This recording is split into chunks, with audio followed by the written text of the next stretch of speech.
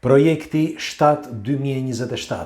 Bashkimi Evropian sapo ka aprovuar një projekt të ri. Një projekt i ri që do të vihet në funksion në muajin e 7 të vitit 2027. I firmosur nga 27 shtete. Pra e përsëris dhe njerë, në muajin e 7 të vitit 2027 i firmosur nga 27 shtete. Kush është rastisht nëse nuk e keni bërë ende lidhuni me këtë faqe që të shihemi sërish dhe faleminderit që jemi për bashkë. Duhet të dini që Bashkimi Evropian ka miratuar shumë ligje, por ky ligj i ri është një nga këto ligjet që përmblidhet brenda projektit të shumë pritur, me fjalë projektit 2030 dhe projektit pastaj të madh që do të përmbushet deri në vitin 2050. Projekti në fjalë është që pikë së pari, do t'jetë e paligjshme që ti të japësh më shumë se 10.000 euro. Pra, në qoftë se do t'jetë 10.000 euro e një, atëre do t'jetë e paligjshme, dhe kështu që dënohesh. Dënohesh dhe ndonë se janë lekët e tua. Nuk ka absolutisht asnjë të drejtë, askush, sepse parat nuk janë tuat. Dhe tjetra, mund të bësh një lëvizje ose të marrësh para deri në 3.000 euro.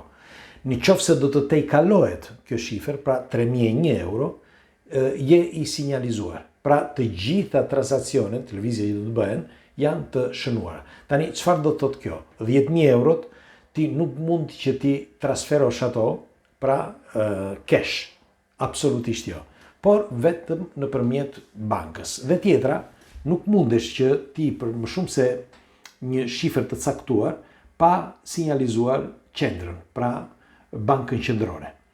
Duhet të dini që e kam thënë disa herë, por doja që t'ja përsëris sepse informacioni është baza, është çdo gjë që ne bëjmë. E di që ndokush ai do thotë, po unë nuk kam para.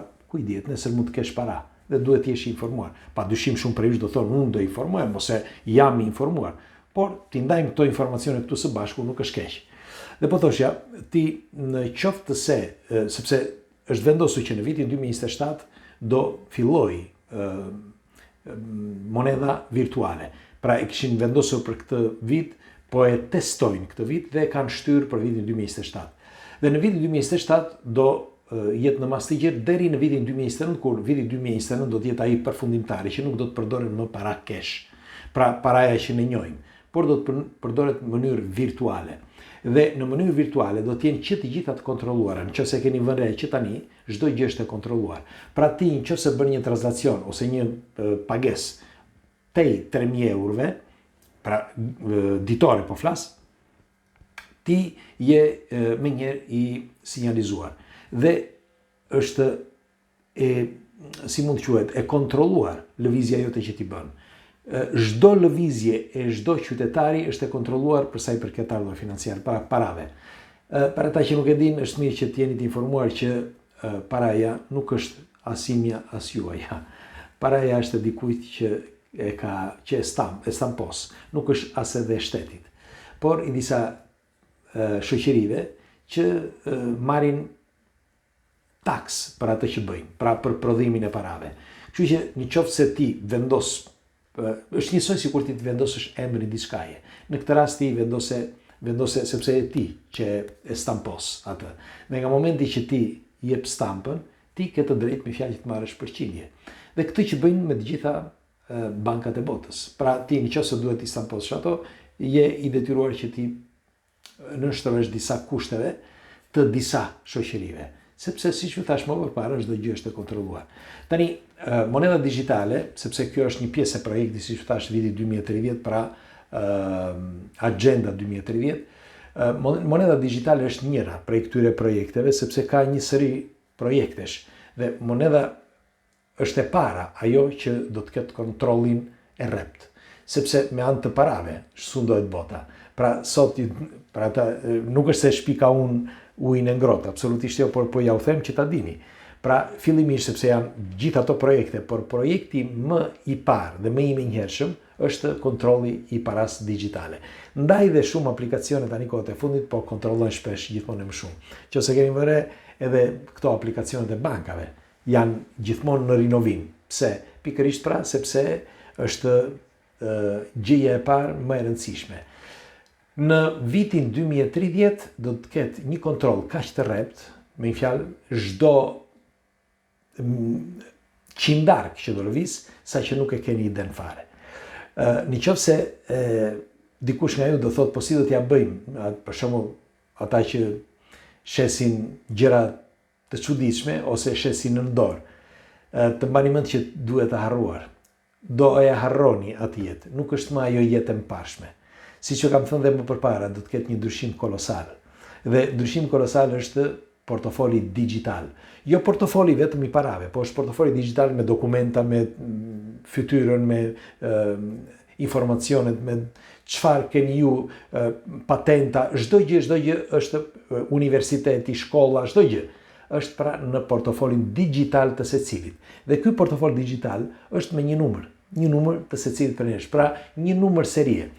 Kur erdha në Itali, në fillim fare, më thanë që po bëja dokumentat dhe dokumenti i parë që bëra ishte kodi fiskal.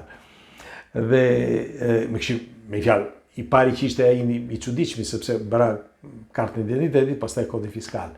Kodi fiskal është një kod që t'japin që lidhet me datën e lindjes tënde, prejardhjen, vendin dhe tjere. Dhe është një kod. Dhe ti ke shumë bukur ke emrin, por gjithmonë përdoret kodi. Pra që në atë moment më thanë, shiko, baje këtë kodi sepse ky është kodi yt që i identifikimit, nuk është emër mbi emër yt. Këtu të njohin me emër mbi emër, por për shoqërinë, kurse ti për shtetin je me kod. E njëjta gjë do të jetë pra edhe portofoli digital. Do të kemi një kod të përbashkët, me fjalë të përmbledhjes të gjitha të përbashkës të gjitha dokumentave që ke, por secili do të ketë një kod dhe ai kod identifikon vetëm ty.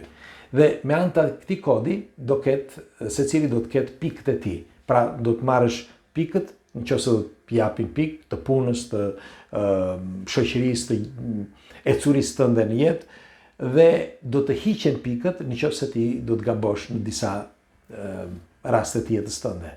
Derisa pikët të shkarkohen. Kur shkarkohen pikët, mos o zot sepse nuk e më asnjë shans me fjalë që të jetosh në këtë shoqëri.